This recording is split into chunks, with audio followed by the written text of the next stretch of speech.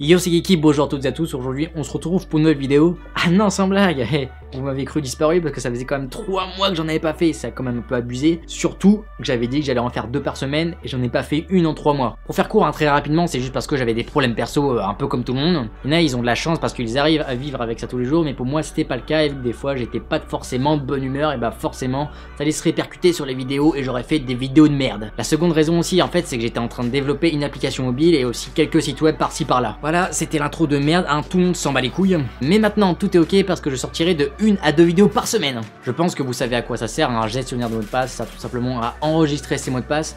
C'est pratique surtout dans le cas où vous mettez un mot de passe différent sur chaque site web ou application mobile, etc. En tout cas, toute chose qui nécessite une authentification. Mais dans le cas où vous êtes un gros branleur comme moi qui met le même mot de passe à différents endroits, bah forcément ça sert à rien. Sauf bien sûr si vous avez une mauvaise mémoire.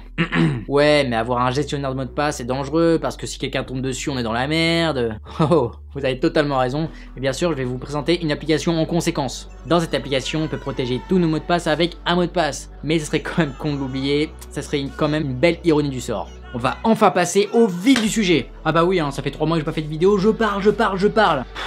Franchement, ta gueule.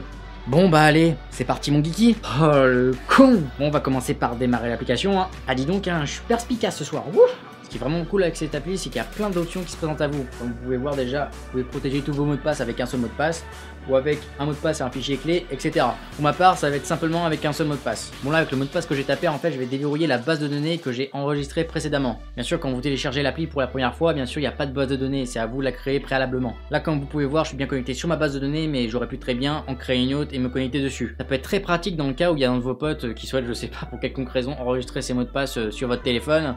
Bien sûr, il y aura un mot de passe et du coup, vous ne pourrez pas accéder à ces mots de passe. Ou des raisons plus courantes, hein, comme par exemple une base de données qui va concerner vos données personnelles et une autre qui va concerner les mots de passe qui concernent votre entreprise ou la vôtre, etc. Franchement, cette application est vraiment très complète. Hein. Vous pouvez créer des dossiers qui vont concerner vos différents cartes de crédit si vous êtes très riche, un mot de passe qui va concerner une telle adhésion, vos différents emails ou vos mots de passe de différentes connexions Wi-Fi. Encore, vous pourrez créer un petit menu protégé au cas où vous avez une idée phénoménale. Oh, je sais pas, moi par exemple, une idée de prank très originale qu'on ne trouve jamais sur YouTube. Lorsqu'on lance l'application pour la première fois, il y a déjà 3 catégories déjà préalablement installées.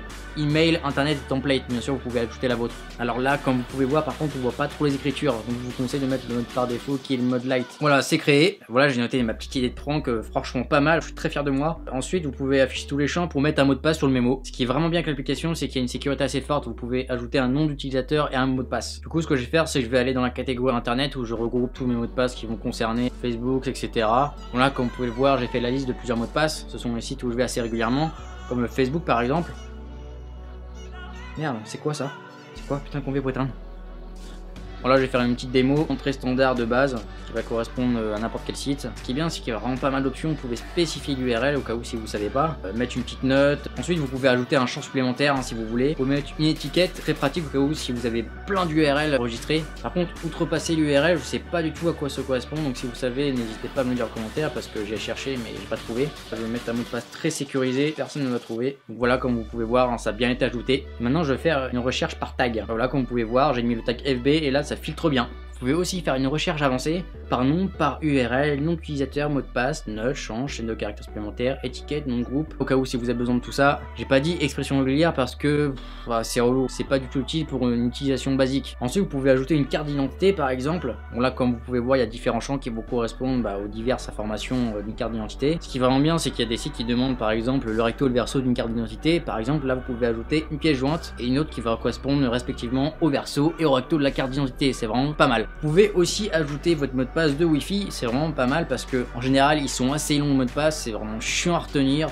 Bon là vous allez comprendre, on peut mettre le nom de la box, le mot de passe. Si vous êtes un gros flemmard comme moi, vous ajoutez l'image avec le mot de passe de la box dessus. Ce qui est vraiment super cool avec cette application, c'est que ça gère pas que le stockage des mots de passe. Aussi vous pouvez avoir stocké vos mots de passe tout simplement sur votre ordinateur qui correspond au même logiciel que sur Android, KeePass2 sur Windows ou Linux et aussi sur Mac bien sûr. Par exemple si vous voulez gérer vos mots de passe sur Windows, leur logiciel permet avec un plugin de transférer ces mots de passe de Windows à votre téléphone.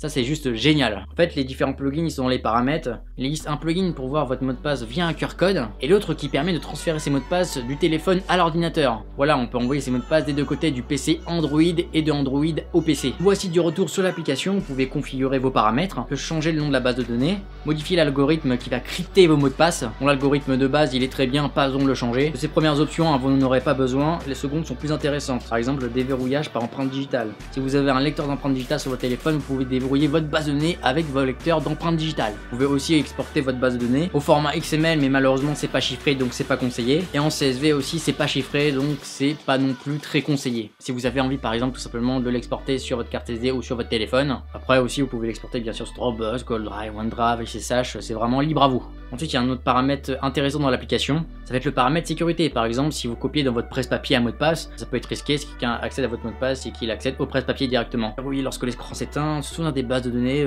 bref, vous avez compris, il y a tout un panel de sécurité qui s'offre à vous. Après il y a tout ce qui est gestion de fichiers, le dossier où va être enregistré tous vos mots de passe, la recherche de modifications pour éviter d'enregistrer un truc si vous l'avez pas modifié, les paramètres du clavier, et une autre plutôt intéressante, ça va être Quick Unlock. Avec cette option, vous pouvez tout simplement verrouiller votre base de données quand l'application est encore allumée, mais qui est inactive. Mais lorsque vous devrez la déverrouiller, vous devrez taper seulement les 3 derniers caractères de votre mot de passe. Franchement, bien le développeur, parce que taper un mot de passe à chaque fois, c'est carrément chiant, qu'on se le dise. Petite démo, je la verrouille dans le menu du haut. Bon là, comme vous pouvez voir, je dois marquer les 3 derniers caractères du mot de passe. Je peux choisir de fermer la base de données pour que la prochaine fois qu'on accède à l'application, on doit retaper le mot de passe entièrement. Et si on la ferme pas, lorsqu'on redémarrera l'application, le Quick Unlock sera aussi actif. Quick Unlock. Voilà, bon voilà, maintenant je crois que j'ai présenté Kit to Pass Android dans sa globalité. J'espère vraiment que ça vous a plu. Maintenant vous avez plus aucune excuse, je veux plus entendre de oh putain j'ai oublié mon mot de passe, c'est galère, j'ai plein de mots de passe, je vais pas les retenir. Non, c'est fini tout ça, stop, arrêtez. Surtout si t'es pas encore abonné à la chaîne, là fais-le juste en dessous, c'est entièrement gratuit. Et aussi je serai beaucoup plus actif qu'avant. En même temps c'est pas très difficile sachant que j'ai été 3 mois inactif.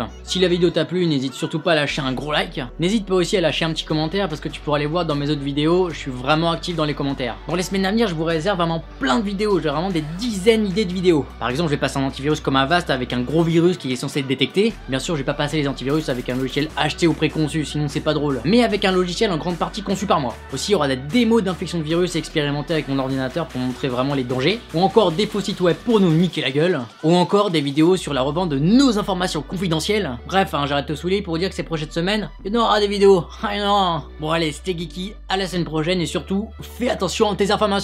Salut. Allez, abonne-toi. Ah oui, surtout n'oublie pas de me suivre sur les réseaux sociaux dans la description. Allez, je te laisse checker ça.